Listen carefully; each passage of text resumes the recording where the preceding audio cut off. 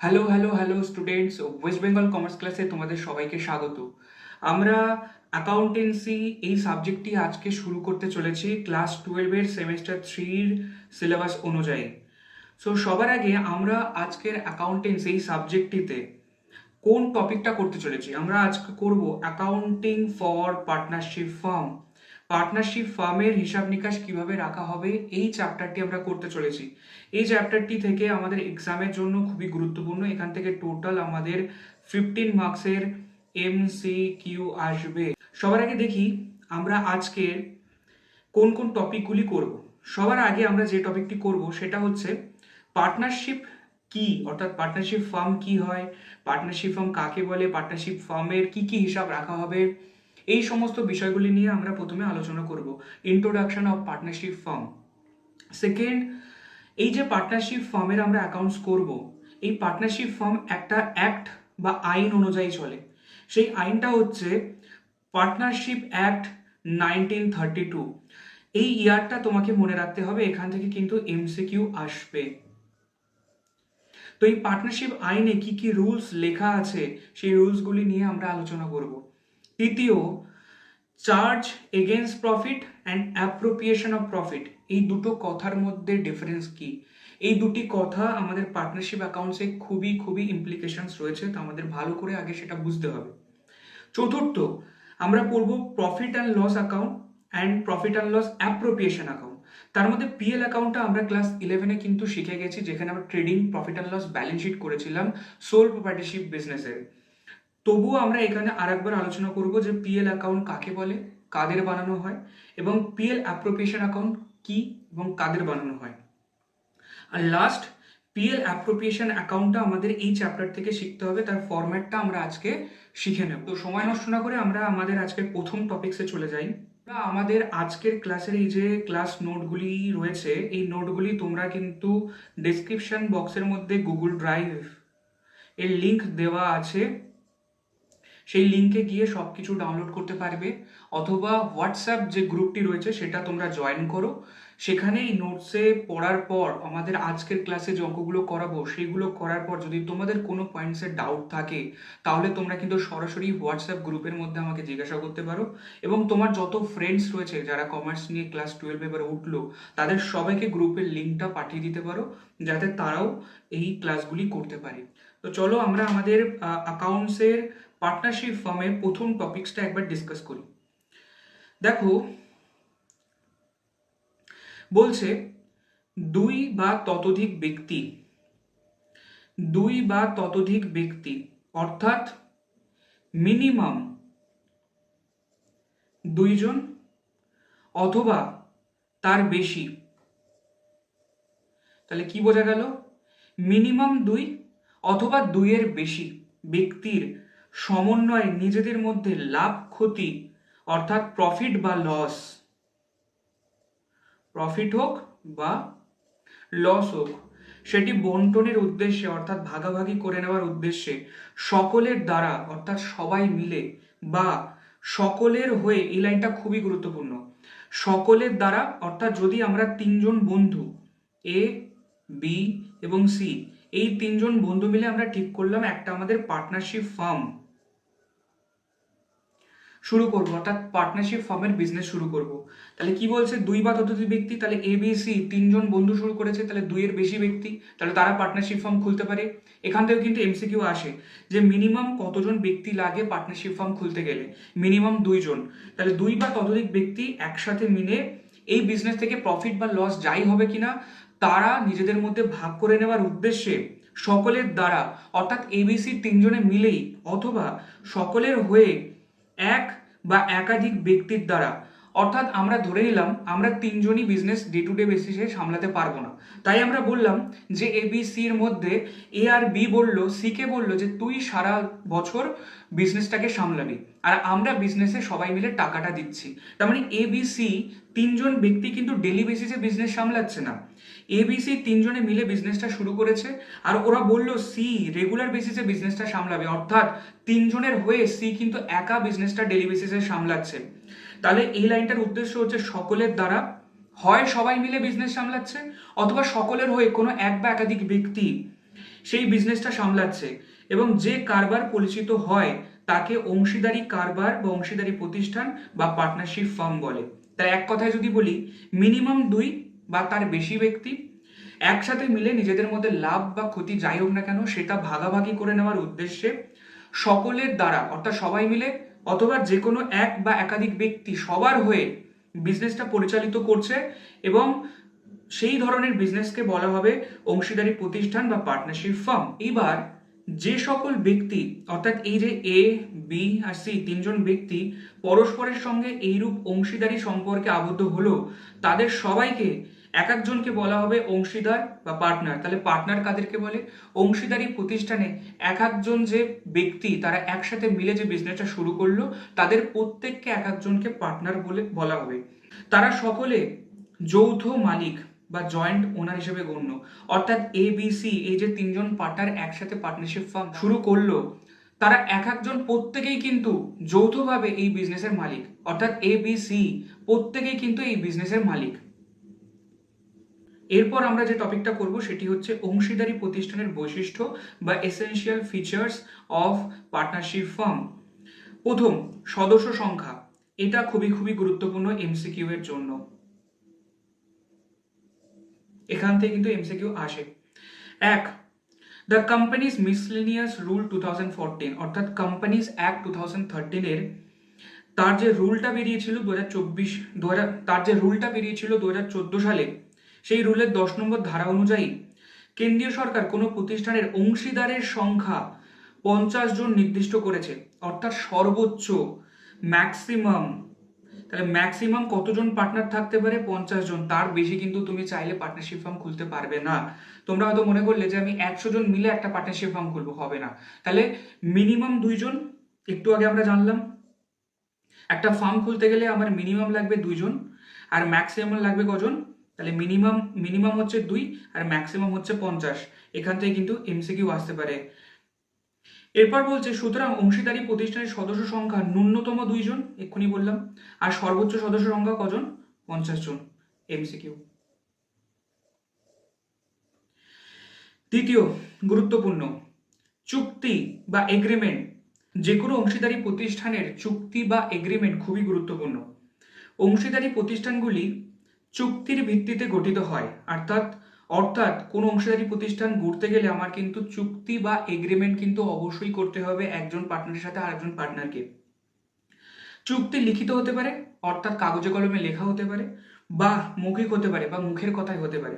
দুই বা ততোধিক ব্যক্তির মধ্যে পারস্পরিক বিশ্বাস, আস্থা অথবা একসাথে কাজ করার অঙ্গীকার, অর্থাৎ কে কোন কাজ করবে সেই সমস্ত কিছু এই চুক্তিগত সম্পর্কে তৈরি হয়। অর্থাৎ কে কোন কাজ করবে, কত টাকা বিজনেসে দেবে, কে কোন ভাগ প্রফিটে নেবে, কোন ভাগ লস নেবে, এই সমস্ত ডিটেলস কিন্তু চুক্তিতে আগে থেকে লেখা থাকে। এইবার এখানে দেখো একটা মজার বিষয়। একটু আগে আমরা দেখলাম যে একটা চুক্তি লিখিত, একটু আগে আমরা যেটা দেখলাম যে চুক্তি কিন্তু লিখিত হতে পারে অথবা মৌখিক হতে পারে। কিন্তু মজার বিষয়, অংশীদারদের মধ্যে লিখিত চুক্তিকেই বলা হবে অংশীদারি চুক্তি বা পার্টনারশিপ ডিড। অর্থাৎ অংশীদারি কারবারে, অংশীদারি চুক্তি করতে গেলে সেটা কিন্তু লিখিত হতে হবে। এরপর মুনাফার বন্টন, যে প্রফিট কিভাবে শেয়ার করা হবে। কারবারি প্রতিষ্ঠান থেকে অর্জিত মুনাফা বা লোকসানের দায়ভার প্রত্যেকটা অংশীদারের চুক্তি অনুযায়ী বন্টন করা হবে। একটু আগে যেটা বললাম যে একটা বিজনেস কিভাবে চলবে, তার প্রফিট লস কি হবে, কে কত টাকা দেবে, সব কিছু চুক্তিতে লেখা আছে। তাহলে বিজনেস করার পর যে প্রফিট বা লসটা হবে সেটাও কিন্তু চুক্তিতে যা লেখা আছে সেই অনুযায়ী এ বি সি অর্থাৎ যতগুলো পার্টনার থাকবে তাদের মধ্যে ভাগাভাগি হবে। কেউ কিন্তু এটা বলতে পারে না যে আমি বেশি প্রফিট নেব, কেউ কিন্তু এটা বলতে পারবে না যে আমি লস নেব না। আগে থেকে যা লেখা থাকবে তোমাকে তাই মেনে চলতে হবে। তবে এটা খুবই খুবই গুরুত্বপূর্ণ এমসিকিউ।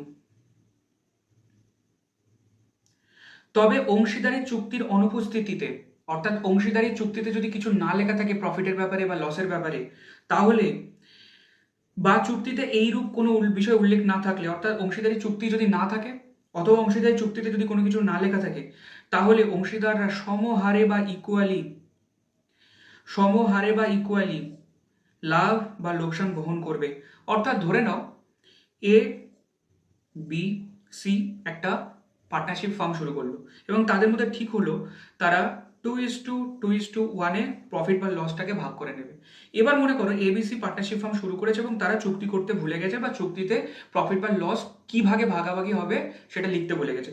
তখন আমরা কিভাবে ভাগ করবো? লাস্টে তো মারপিট বেঁধে যাবে। ও বলবে আমি 2 ভাগ নেবো, ও বলবে না আমাকে 3 ভাগ দিতে হবে, ও বলবে না আমি তোমাকে দেবো না, ঝামেলা বেঁধে গেল। যদি কিছু না লেখা থাকে তখন পার্টনারশিপ অ্যাক্ট 1932 অনুযায়ী প্রত্যেকটা পার্টনারদের মধ্যে সমহারে বা ইকুয়ালি ভাগ হবে। এরপর অংশীদারগণের দায়, লাইবিলিটি অফ পার্টনার।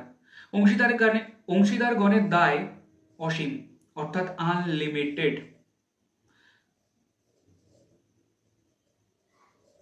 অর্থাৎ প্রত্যেকটা অংশীদারের দায় কিন্তু অসীম।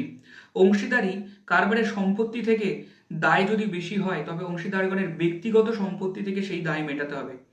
ধরে নাও এবিসি 3জন পার্টনার পার্টনারশিপ ফার্ম শুরু করেছে, তাদের বিজনেসে প্রচুর টাকার লোকসান হয়ে গেল, বাইরের লোকের কাছে প্রচুর টাকার দায় রয়েছে।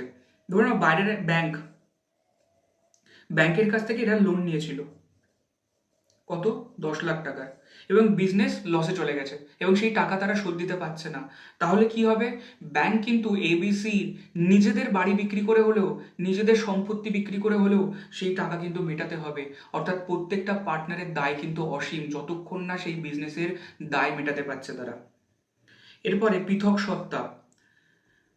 প্রত্যেকটি আইনের চোখে সেপারেট এন্টিটি। আইনের চোখে এই ধরনের কারবারের কোনোরূপ পৃথক সত্তা নেই, অর্থাৎ বিজনেস আর পার্টনার কিন্তু আলাদা ব্যক্তি নয়, তারা ইকুয়াল, তারা একই ব্যক্তি।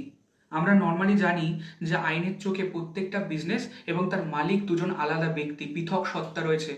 আমরা যেটা ক্লাস 11-এ জার্নাল এন্ট্রি শুরু করার আগে পড়েছিলাম ক্যাপিটাল অ্যাকাউন্টের কনসেপ্টে।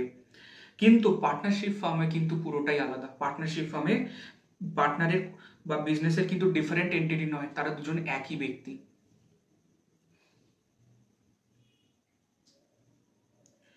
এরপর আমরা পড়ব অংশীদারি চুক্তি না থাকলে বা চুক্তিতে কোনো বিষয় না লেখা থাকলে অংশীদারি আইন 1932 বা 1932 সাল অনুযায়ী নিম্নলিখিত বিষয়গুলি মেনে চলতে হবে বা প্রযোজ্য হবে। তার মানে কি দাঁড়ালো? পার্টনারশিপ ফার্ম সবসময় পার্টনারশিপ ডিড মেনে চলবে। পার্টনারশিপ ডিড যদি না বানানো হয়ে থাকে অথবা পার্টনারশিপ ডিডে যদি কোনো কিছু লিখতে ভুলে গিয়ে থাকে তাহলে বিজনেসটা কিভাবে চলবে? তাহলে বিজনেসটা চলবে পার্টনারশিপ অ্যাক্ট 1932-তে যা যা লেখা আছে সেটা মেনে। পার্টনারশিপ অ্যাক্ট বলছে যদি তুমি চুক্তি করো ভালো, আর যদি চুক্তিতে কিছু না লেখা থাকে তাহলে স্যালারি বা কমিশন কাউকে কিচ্ছু দেওয়া হবে না। No salary no commission. অর্থাৎ ডিডে যদি আগে থেকে লেখা না থাকে যে পার্টনার এ প্রত্যেক মাসে এত টাকা স্যালারি পাবে, তাহলে কিন্তু তাকে স্যালারি দেওয়া হবে না, আইন বলছে। দ্বিতীয়, প্রফিট শেয়ারিং রেশিও। যদি আমরা প্রফিট শেয়ারিং রেশিও লিখতে ভুলে যাই পার্টনারশিপ এগ্রিমেন্টের মধ্যে, তাহলে কিন্তু সেটা ইকুয়ালি ভাগ হবে, একটু আগেই পড়েছিলাম এমসিকিউ। তারপরে interest on capital, no interest on capital will be paid. তারপরে interest on loan advance to the firm by the partner, এটা খুবই খুবই গুরুত্বপূর্ণ। এটা কোন লোনের কথা বলছে? এটা মনে করো আমার ফার্ম, এটা মনে করো আমার পার্টনারশিপ ফার্ম, আর এটা হচ্ছে পার্টনার এ, রাইট? আর এটা আমার পার্টনারশিপ ফার্ম। এখানে আমরা সেই লোনের কথা বলছি যেটা একটা পার্টনার ফার্মকে দিয়েছে এবং সেই ফার্ম পার্টনারকে কি করবে? ইন্টারেস্ট পেমেন্ট করবে। পার্টনার কি দিয়েছে? লোন দিয়েছে ফার্মকে, আর ফার্ম কি করবে? পার্টনারকে ইন্টারেস্ট দেবে। তাই বলছে যে লোনটা ফার্মকে দেওয়া হয়েছে বাই এ পার্টনার, তার উপরে ইন্টারেস্ট রেট কত হবে, অর্থাৎ ফার্ম পার্টনারকে কত শতাংশ হারে প্রত্যেক বছরে ইন্টারেস্ট দেবে, এই জিনিসটা যদি ডিডে লেখা থাকে তাহলে তো ভালো। আর ডিড যদি না লেখা থাকে ফার্ম এটা বলতে পারবে না যে ডিডে লেখা নেই তাহলে আমি তোমাকে ইন্টারেস্ট দেবো না। তাহলে আইন বলছে তোমাকে মিনিমাম 6% পার অ্যানাম হারে ইন্টারেস্ট কিন্তু দিতে হবে, পার অ্যানাম, বছরে 6%। এটাও কিন্তু এমসিকিউ এর জন্য গুরুত্বপূর্ণ। এরপরে 5, ইন্টারেস্ট অন ড্রয়িং। পার্টনাররা বিজনেসে যখন টাকা দেয় তাকে ক্যাপিটাল বলে। ক্যাপিটালের টাকা যখন মালিক তুলে নিচ্ছে সেটাকে ড্রয়িংস বলে। এবার এখানে একটা গুরুত্বপূর্ণ বিষয় রয়েছে,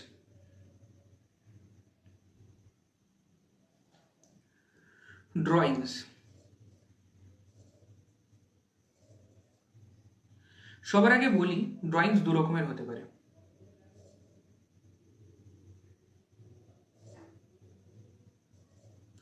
একটা হচ্ছে মূলধন বা ক্যাপিটাল,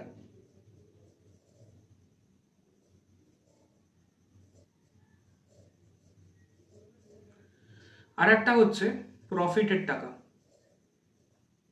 বা লাভ। দেখো মজার বিষয়, একজন পার্টনার, এটা আমার ফার্ম, এটা পার্টনার এ। পার্টনার এ যখন বিজনেসে টাকা দিচ্ছে, সেটা বিজনেসের জন্য কি? ক্যাপিটাল। এবার বিজনেস ধরো শুরু হয়েছে, এটা বছরের শুরু ওপেনিং, এটা বছরের শেষ ক্লোজিং। এটা মনে করো বছরের মিডিল, বছর শুরু হয় কবে? এপ্রিলে, বছর শেষ হয় কবে? মার্চে। এটা মনে করে এপ্রিল 2024, এটা মনে করে মার্চ 2025। বছরের মাঝামাঝি কোনো একটা দিনে, মনে করো জুলাইয়ের 30 তারিখ, বছরের মাঝখান, বছর এখনো শেষ হয়নি।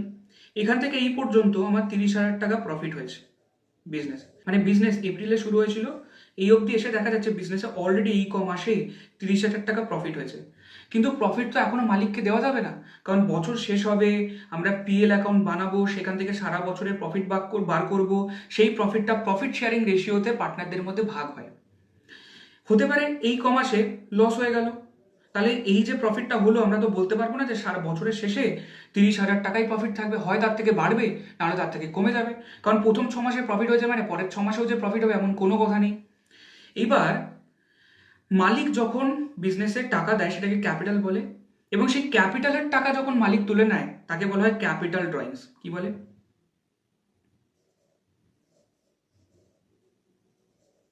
তাহলে ক্যাপিটালের টাকা যখন মালিক তুলে নিচ্ছে সেটাকে বলে ক্যাপিটাল ড্রয়িংস। এবার এই যে প্রফিটটা হয়েছে এই 6 মাসে, পার্টনার এ এসে বললো আমার না খুব টাকার দরকার, ও বিজনেসে এলো, প্রফিটের থেকে 10,000 টাকা নিয়ে বাড়ি চলে গেল। তো প্রশ্ন হচ্ছে, এই 10,000 টাকাটা কি এর নিজের? কারণ প্রফিটটা তো কারোর একার নয়, প্রফিটটা তো এ, বি, সি যে বিজনেসটা খুলেছিল প্রত্যেকের মধ্যে যদি পিএসআর, প্রফিট শেয়ারিং রেশিও যদি 2:1 হয়, তাহলে 30,000 টাকার মধ্যে 2 ভাগ পাবে এ, 2 ভাগ পাবে বি, আর 1 ভাগ পাবে সি। কিন্তু এ কি করেছে? 30,000 টাকা মানে 10,000 টাকা নিজে বাড়ি নিয়ে চলে গেছে। তাহলে বছরের মাঝখানে যদি প্রফিটের টাকা কেউ তুলে নিয়ে যায়, সেই টাকাটা এখনো ভাগাভাগি হয়নি, তাহলে আমি বলতে পারি বাকিদের টাকা সে নিজে বাড়িতে নিয়ে চলে যাচ্ছে। তার মানে বাকি পার্টনাররা কি বলবে? ওই টাকাটা বিজনেসে থাকলে বিজনেসটা বাড়তো, কিন্তু পার্টনার এ বাড়ি নিয়ে চলে গেছে। আবার বাকিরা বলতে পারে যে ওই টাকা যদি আমরাও নিয়ে চলে যেতাম তাহলে আমাদেরও লাভ হতো, আমরা ব্যাংকে টাকা রাখতাম, ব্যাংক থেকে ইন্টারেস্ট পেতাম, আমি কেন একে দেবো? মানে কি হয়েছে, বি আর সি বলতে পারে যে এ কেন বাড়িতে 10,000 টাকা নিয়ে যাবে, কারণ ওই টাকার মধ্যে বি আর সি এরও ভাগ রয়েছে, বি আর সি ঝামেলা করছে। তাই বলা হচ্ছে যে যদি কোনো পার্টনার প্রফিটের টাকা বাড়ি নিয়ে চলে যায়, তার উপরে তোমাকে ফার্মকে ইন্টারেস্ট দিতে হবে। তাহলে পার্টনার এ নিজের টাকা বাড়ি নিয়ে চলে গেছে, সেটাকে ক্যাপিটাল ড্রয়িংস বলবেন, তার উপরে কোনো ইন্টারেস্ট দিতে হয় না, তার উপরে কোনো ইন্টারেস্ট দিতে হয় না। কিন্তু কোনো একজন পার্টনার যদি প্রফিট ডিস্ট্রিবিউট হওয়ার আগে প্রফিটের টাকা বাড়ি নিয়ে চলে যায়, অর্থাৎ প্রফিট ড্রয়িংস করে, সেটার উপরে অন্য পার্টনাররা বলবে তুমিও আমাদেরকে ইন্টারেস্ট দাও। তাই প্রফিট ড্রয়িংসের উপরে কি হবে? ইন্টারেস্ট লাগবে। এই বিষয়টা নিয়ে আমরা পরে যখন অঙ্ক করব তখন আরো ডিটেলসে ডিসকাস করব, এখন এই টপিকটা আমরা জাস্ট জেনে রাখলাম। তাহলে ড্রয়িংস দু রকমের হয়, একটা হচ্ছে ক্যাপিটাল ড্রয়িংস, আর একটা হচ্ছে প্রফিট ড্রয়িংস। ক্যাপিটালের টাকা যদি কেউ তুলে নিয়ে যায়, নিজের টাকা নিজে তুলে নিয়ে যাচ্ছে, কারোর কোনো যায় আসে না, তাই তার উপরে ফার্ম কোনো ইন্টারেস্ট নেয় না। কিন্তু প্রফিটের টাকা যদি কোনো একজন পার্টনার নিয়ে চলে যায়, তার উপরে ফার্ম কি বলবে? তুমি আমাকে ইন্টারেস্ট দাও। তাহলে প্রফিট ড্রয়িংসের উপর ইন্টারেস্ট লাগে। এইবার এই প্রফিট ড্রয়িংসের কথা এখানে বলা হচ্ছে, বলছে ইন্টারেস্ট অন ড্রয়িংস। যদি কেউ প্রফিটের টাকা বাড়ি নিয়ে চলে যায় এবং তার উপরে কত টাকা ফার্ম ইন্টারেস্ট নেবে এটা যদি ডিডের মধ্যে লেখা না থাকে, তাহলে কোনো ইন্টারেস্ট দিতে হবে না। তাহলে ডিডে যদি লেখা থাকে তবেই ফার্ম প্রফিট ড্রয়িংসের উপরে পার্টনারের কাছ থেকে ইন্টারেস্ট নিতে পারবে। আর যদি ডিডে কিছু না লেখা থাকে তাহলে পার্টনাররা ফার্মকে কোনো ইন্টারেস্ট দিতে বাধ্য নয়। তাহলে এই বিষয়গুলি খুবই গুরুত্বপূর্ণ। এবার আমরা পার্টনারশিপ অ্যাকাউন্টের আরও একটি গুরুত্বপূর্ণ টপিক আলোচনা করব। 4 নম্বর পয়েন্ট, এই টপিকটা খুব ভালোভাবে বুঝে নিতে হবে। সবার আগে বলি, লাভ থেকে ছাড় বা চার্জ এগেনস্ট প্রফিট, আর একটা হচ্ছে লাভের বন্টন বা অ্যাপ্রোপ্রিয়েশন অফ প্রফিট। দেখো, দুটোর মধ্যে নামের মধ্যে তুমি বুঝতে পারছো, লাভের বন্টন মানে লাভটাকে ভাগ করে দেওয়া, অ্যাপ্রোপ্রিয়েশন অফ প্রফিট মানে আমার যদি 10,000 টাকা প্রফিট হয়েছে, সেই প্রফিটটা PSR অনুযায়ী, প্রফিট শেয়ারিং রেশিও অনুযায়ী A, B এবং C এর মধ্যে ভাগাভাগি করে দেওয়াটাকে অ্যাপ্রোপ্রিয়েশন অফ প্রফিট বলে। তবে চার্জ এগেন্স্ট প্রফিট কাকে বলে? চার্জ এগেন্স্ট প্রফিট মানে হচ্ছে এমন একটা খরচা যেটা আমরা প্রফিটে দেখাতেই হবে। অর্থাৎ আমরা খরচা কিভাবে করি? একটা বিজনেস চালাচ্ছি, বিজনেস চালাতে গিয়ে যা প্রফিট হয়, সেই প্রফিট করতে গেলে আমার যা যা এক্সপেন্সেস দরকার সেই বিজনেসে দেখাতে হবে কিনা। অর্থাৎ আমার যা ইনকাম হয় সেই ইনকাম থেকে লেস হয় এক্সপেন্সেস, যদি এক্সট্রা ইনকাম পড়ে থাকে সেটাকে আমরা বলি প্রফিট। তার মানে বলতে পারি, ধরো আমার ইনকাম হয়েছে 10,000 টাকা, এক্সপেন্সেস হয়েছে 5,000 টাকা, তবেই আমরা বলবো প্রফিট পড়ে আছে 5,000 টাকা, রাইট? তাহলে ইনকাম থেকে খরচা বিয়োগ করার পরে যেটা পড়ে থাকে সেটাকে আমরা বলি প্রফিট, এবং আমরা বিজনেসটা এই কারণেই করছি। এইবার প্রশ্ন হচ্ছে, চার্জ এগেন্স্ট প্রফিট তাহলে কাকে বলে? যে আমার বিজনেস করতে গেলে যে ধরনের খরচাগুলো করতেই হবে, অর্থাৎ বিজনেসের যে খরচাগুলো রিলেটেড টু বিজনেস,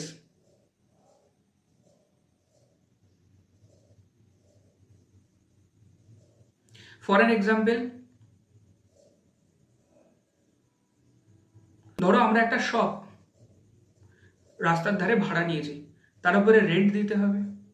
বলে যে রেন্ট দেওয়াটা কিসের খরচা? এটা বিজনেসের খরচা। বিজনেস করতে গেলে আমার রুমটা রেন্টে নিতে হবে এবং তার রেন্ট দিতে হবে, অর্থাৎ রিলেটেড টু বিজনেস। তাহলে যে সমস্ত আইটেমসগুলো রিলেটেড টু বিজনেস, অর্থাৎ বিজনেস করতে গেলে বিজনেসের সাথে জড়িত, তাদেরকে আমরা বলবো লাভের থেকে ছাড় বা চার্জ এগেন্স্ট প্রফিট, এবং এটা করা বাধ্যতামূলক বা ম্যান্ডেটারি। ম্যান্ডেটারি মানে কি? যেটা বিজনেস করতে গেলে তোমাকে করতেই হবে, পেমেন্ট করতেই হবে। আমরা এটা বলতে পারবো না যে আমার বিজনেস করে লস হয়ে গেছে, আমি তোমাকে রুম রেন্ট দেবো না, কেউ ছেড়ে দেবে? আমি বিজনেস শুরু করলাম, রাস্তার ধারে একটা রুম রেন্টে নিলাম, 1 বছর ধরে বিজনেস করলাম, দেখলাম যে বিজনেসটা লস হয়ে গেছে, এবং সেই মালিক যখন সারা বছর পরে এসে বলবে যে দাদা, আমার রুমের রেন্টটা 10,000 টাকা হয়েছে, আপনি পেমেন্ট করুন, আমরা কি তাকে এটা বলবো যে আমার দাদা, বিজনেস করতে গিয়ে আমার বিজনেসটা লস হয়ে গেছে, আমি না টাকাটা দিতে পারবো না? সে আমাকে ছেড়ে দেবে? একটাও মার মানে মাটিতে পড়বে না, পুরোটাই পিঠের ওপরে। তাহলে যে সমস্ত খরচাগুলো প্রফিটের উপর ডিপেন্ডেন্ট নয়, অর্থাৎ প্রফিট হোক বা প্রফিট না হোক তোমাকে করতেই হবে। যেমন করে ধরো আমার 10,000 টাকা প্রফিট হয়েছে এবং রুম রেন্ট মনে করো 15,000 টাকা, 15,000 টাকা তো পেমেন্ট করতেই হবে। তার মানে আমি বলতে পারি উল্টে আমার লস হয়ে গেল 5,000 টাকা। এখানে আমি এটা বলতে পারবো না যে আমার 10,000 টাকা ইনকাম হয়েছে, 15,000 টাকা লস, তাহলে আপনি দাদা 10,000 টাকা নিন, এটা কিন্তু বলতে পারবো না। অর্থাৎ যে ধরনের খরচা বা যে ধরনের income related to business, business করতে গেলে আমাকে পেমেন্ট করতেই হবে, এবং যা করা বাধ্যতামূলক, যেটা প্রফিটের উপর ডিপেন্ড করে না, সেই ধরনের আইটেমগুলোকে বলবো আমরা চার্জ এগেন্স্ট প্রফিট। এবং এই ধরনের আইটেমগুলো, চার্জ এগেন্স্ট প্রফিটগুলো দেখানো হয় PL অ্যাকাউন্টের মধ্যে। আমরা এক্ষুনি এই টপিকটা করব, PL অ্যাকাউন্টের মধ্যে। আর যে ধরনের খরচাগুলো প্রফিট হওয়ার পরে পার্টনারদের মধ্যে ভাগ করে দেওয়া হয়, তাদেরকে বলবো আমরা অ্যাপ্রোপ্রিয়েশন অফ প্রফিট। নামেই বুঝতে পারছি, প্রফিট হলো, সেই প্রফিটটা সবার মধ্যে ভাগ করে দিচ্ছি, তাকে বলবো অ্যাপ্রোপ্রিয়েশন অফ প্রফিট বা প্রফিট ভাগ করে দেওয়া। তাহলে চার্জ এগেন্স্ট প্রফিট কাকে বলে? যেটা প্রফিট হোক বা না হোক, প্রফিট হওয়ার আগে বিজনেসের জন্য করতেই হবে। প্রফিট হয়নি, করবো না, এটা বলতে পারবো না। কিন্তু অ্যাপ্রোপ্রিয়েশন অফ প্রফিট হচ্ছে সেই প্রফিট যেটা রিলেটেড টু পার্টনার, অর্থাৎ প্রফিট হলো, সেই প্রফিটের টাকা এবার পার্টনারদেরকে দিচ্ছি, তাহলে রিলেটেড টু পার্টনার। এবং যে টাকাটা প্রফিটের উপর ডিপেন্ডেন্ট, প্রফিট যদি হয় তবে লোককে দিতে পারবো, পার্টনারদেরকে দিতে পারবো, আর প্রফিট যদি না হয় বলবো টাকা দিতে পারবো না। তাহলে এমন কোনো খরচা যেটা রিলেটেড টু বিজনেস, যেটা করা বাধ্যতামূলক, যেটা প্রফিট হোক বা লস হোক আমাকে করতেই হবে, যেটা প্রফিটের উপর ডিপেন্ডেন্ট নয়, তাকে আমরা বলবো হচ্ছে চার্জ এগেন্স্ট প্রফিট বা লাভের থেকে ছাড়। আর যে ধরনের খরচাগুলো প্রফিট হওয়ার পর, প্রফিট হলে তবেই পার্টনারদেরকে দেওয়া হবে রিলেটেড টু পার্টনার, সেই ধরনের আইটেমগুলোকে আমরা বলবো অ্যাপ্রোপ্রিয়েশন অফ প্রফিট। এই দুটো টপিক জেনে নেওয়াটা খুবই দরকার। আর অ্যাপ্রোপ্রিয়েশন অফ প্রফিট আমাদের আসবে এল অ্যাপ্রোপ্রিয়েশন অ্যাকাউন্টের মধ্যে। ক্লিয়ার? এইবার এই প্রফিট অ্যান্ড লস অ্যাকাউন্ট আর অ্যাপ্রোপ্রিয়েশন অ্যাকাউন্টটা আমরা একবার ডিটেলসে দেখে নিই। আমরা যখন একটা বিজনেস করি, আমরা ক্লাস 11-এও শিখেছি, সবার আগে কি করা হতো? Trading account. মনে আছে ট্রেডিং অ্যাকাউন্ট? ট্রেডিং অ্যাকাউন্ট আমরা করতাম, এই পাশে সেলস দেখাতাম, এ পাশে ওপেনিং স্টক দেখাতাম, পারচেস দেখাতাম, ক্লোজিং স্টক দেখাতাম, এবং তারপরে এখানে গ্রস প্রফিট অথবা গ্রস লস আমার বেরোতো, রাইট? গ্রস প্রফিট অথবা গ্রস লস বেরোতো, এবং তারপরে আমরা করতাম পিএল অ্যাকাউন্ট। এই গ্রস প্রফিটটা আমরা এখানে পাঠিয়ে দিতাম বাই গ্রস প্রফিট বলে। এখানে আরো অনেক খরচাগুলো আসতো, যেমন রেন্ট, স্যালারি, এবং সেখান থেকে আমার নেট প্রফিট বেরোতো, রাইট? তাহলে পিএল থেকে আমাদেরকে নেট প্রফিট বেরোতো। এবার মজার বিষয় দেখো, এই যে লাভের থেকে ছাড় বা চার্জ এগেন্স্ট প্রফিট হচ্ছে সেই আইটেম যেটাই পিএল এর মধ্যে আমরা দেখাতাম, যেগুলো করা, অর্থাৎ যেগুলো করা বাধ্যতামূলক, প্রফিট হওয়ার আগেই আমরা করতাম, তাই একে বলা হচ্ছে প্রফিটের উপর ডিপেন্ডেন্ট নয়। এবার এই পিএল থেকে যে প্রফিটটা বেরোলো, এই প্রফিটটা কে পাবে? এ, বি, সি। এবার এ কত পাবে, বি কত পাবে, সি কত পাবে? এই ভাগাভাগি করে দেওয়ার জন্য শুধুমাত্র পার্টনারশিপ ফার্মের ক্ষেত্রে একটা আরো এক্সট্রা অ্যাকাউন্ট করা হয়, সেটার নাম হচ্ছে পিএল অ্যাপ্রোপ্রিয়েশন অ্যাকাউন্ট।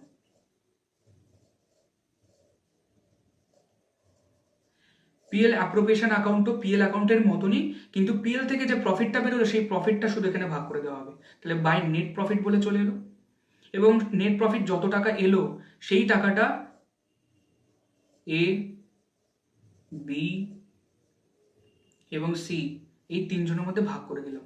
ধরে নাও এখানে আমার এসছে 15,000 টাকা, আমার PSR ছিল 1:1:1, তাহলে এ পাবে 5,000 টাকা, পি পাবে 5,000 টাকা, সি পাবে 5,000 টাকা, রাইট? এই যে ভাগাভাগি করে দিলাম, এই ভাগাভাগিটা করা হয় পিএল অ্যাপ্রোপ্রিয়েশন অ্যাকাউন্ট। তাই কি বলা হচ্ছে? প্রফিট যদি হয় তবেই আমরা ভাগ করতে পারবো, প্রফিট যদি না হয় তাহলে এই অ্যাকাউন্টটা বানানোর দরকার পড়ে না, কারণ ভাগ করার কিছুই নেই। সেই জন্য এই ধরনের আইটেমগুলোকে বলা হয় অ্যাপ্রোপ্রিয়েশন অফ প্রফিট, অর্থাৎ প্রফিট হওয়ার পরে তবে ভাগ করা হয়। পিএল অ্যাপ্রোপ্রিয়েশন অ্যাকাউন্টটা কেমন দেখতে হয়? In the books of dot dot dot profit and loss appropriation account for the year ended on, অর্থাৎ যে বছরটা করছি তার শেষ দিন, কোন বছরের জন্য করছি। একদিকে আসবে ডেবিট, একদিকে আসবে credit, particulars amount amount, particulars amount amount. আমাদের পিএল থেকে, পিএল এর পরে অ্যাপ্রোপ্রিয়েশন করছি, তাই পিএল থেকে যা প্রফিট বা লস এসছে সেটা আমরা পাঠাবো অ্যাপ্রোপ্রিয়েশনের ওপেনিংয়ে। যদি আমরা প্রফিট বেরোই তাহলে ক্রেডিট দিকে আসবে বাই নেট প্রফিট। কালারটা চেঞ্জ করে নিই, বাই নেট প্রফিট। পার্টনারদের মধ্যে প্রফিট দেওয়ার আগে ডেডের মধ্যে লেখা ছিল স্যালারি দেবো, কমিশন দেবো, তাহলে সেগুলো তো দিতে হবে, আর সেগুলো রিলেটেড টু পার্টনার। প্রফিট হওয়ার পরে প্রফিটের একটা অংশ ওদের মধ্যে দিচ্ছি স্যালারি হিসেবে। যদি বিজনেস প্রফিটই না করে তাহলে পার্টনারে কি স্যালারি পাবে? আমার নিজেরই বিজনেস, আমার সেই বিজনেস থেকে লস হয়েছে, আমি নিজেকে কিভাবে স্যালারি দেবো? তাহলে প্রফিট হলে তবেই পার্টনার নিজে স্যালারি পায়, আর যদি প্রফিট না হয় তাহলে স্যালারি পাবে না। তাহলে এই যে প্রফিটটা হয়েছে সেই প্রফিট থেকে প্রথমে দেওয়া হবে পার্টনারদেরকে পার্টনার স্যালারি। যে পার্টনার যতটুকু স্যালারি পাবে তাকে সেইভাবে দেওয়া হবে। তারপরে দেওয়া হবে কমিশন, পার্টনার কমিশন, যাকে যা দেওয়ার দিয়ে দেবো। তারপরে দেওয়া হবে ইন্টারেস্ট অন ক্যাপিটাল, পার্টনাররা বিজনেসকে যে টাকা দিয়েছিল তার উপরে ফার্ম পার্টনারদেরকে হয়তো বলেছে আমি 2% হারে সারা বছরে ইন্টারেস্ট দেবো, তাই পার্টনাররা ইন্টারেস্টও পাবে।